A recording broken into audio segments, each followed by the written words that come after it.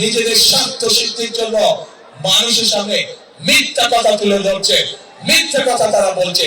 এদের একটাই পরিচয়, এরা মিথ্যাবাদী, এরা নিজেদের প্রয়োজনে নিজেদের সাথে মিথ্যা কথা বলে। তাদের আইডি বলে হ্যাক হয়ে গেছে, অথচ আইডি হ্যাক হয়নি তাদের। কাজেই এরা নির্বাচনের আগে নিজেদের স্বার্থ সিদ্ধির জন্য মানুষের সামনে মিথ্যা কথা তুলে ধরছে, মিথ্যা কথা তারা বলছে। এরা শুধু নিজের স্বার্থের কথা বোঝে, এরা ধর্মকে ব্যবহার করে নিজেদের স্বার্থ রক্ষা করার জন্য। যেখানে প্রয়োজন সেখানে তারা তাদের মতন করে ধর্মকে ব্যবহার করে। আমরা গতকাল দেখেছি, যখন এই কথা বলার পরে তীব্র সমালোচনা শুরু হলো নারী সমাজ থেকে, যখন এই কথা বলার পরে তীব্র সমালোচনা শুরু সমাজের প্রত্যেকটি মানুষের কাছ থেকে, তখন তারা বলছে তাদের এই আইডি নাকি আইডি হ্যাক হয়ে গিয়েছিল। প্রিয় ভাই বোনেরা, এই বিষয়ে যারা বিশেষজ্ঞ তারা পরিষ্কার ভাবে বিভিন্ন ভাবে বলেছে যে আইডি এইভাবে হ্যাক হতে পারে না।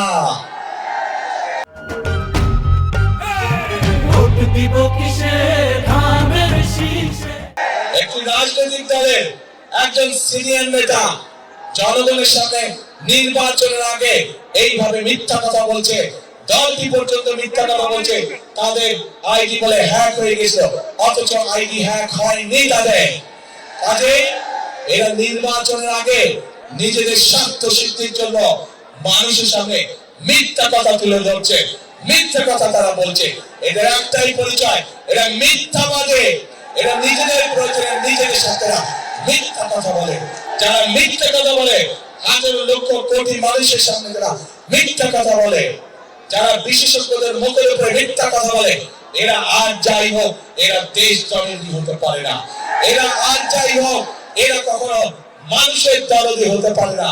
এরা আর যাই হোক এরা কখনো জনদরদি হতে পারে না। এদের দরদ শুধু এদের নিজেদের লক্ষ্যের জন্য, এদের দরদ শুধু এদের নিজেদের উদ্দেশ্যের জন্য।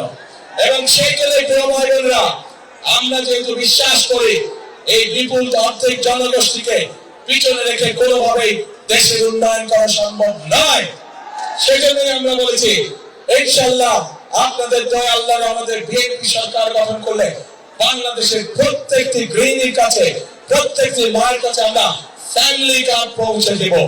যেই ফ্যামিলি কার্ডের মাধ্যমে আমরা দেশের নারী সমাজকে ধীরে ধীরে স্বাবলম্বী করে গড়ে তুলতে চাই, যাতে করে এই নারী সমাজ কারো প্রতি মুখাপেক্ষী হয়ে তা না থাকতে হয়, যাতে করে তারা নিজেদের পায়ে নিজেদের দাঁড়িয়ে যেতে পারে। আজকে বাংলাদেশের তাবৎ মা বোনদেরকে বলবো আমি, যারা আপনাদেরকে এভাবে অপমানিত করে তাদেরকে আপনারা কিভাবে জবাব দেবেন, আজ সেই সিদ্ধান্ত নেওয়ার সময় এসেছে।